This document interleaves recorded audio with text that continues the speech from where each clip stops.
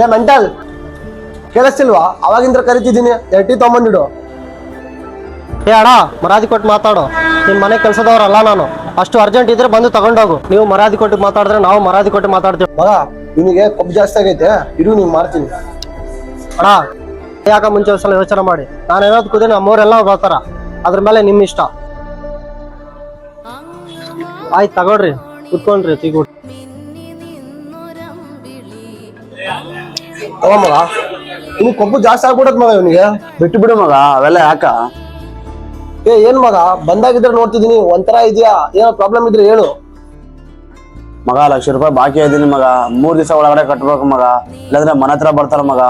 ಏನ್ ಮಾಡ್ಬೇಕು ಅರ್ಥನೇ ಆಗ್ತಾ ಇಲ್ಲ ಮಗ. ಏ ಮಗ 10-20 ಸಾವಿರ ಅಂದ್ರೆ ನಾನು ಅಡ್ಜಸ್ಟ್ ಮಾಡ್ಬೋದು.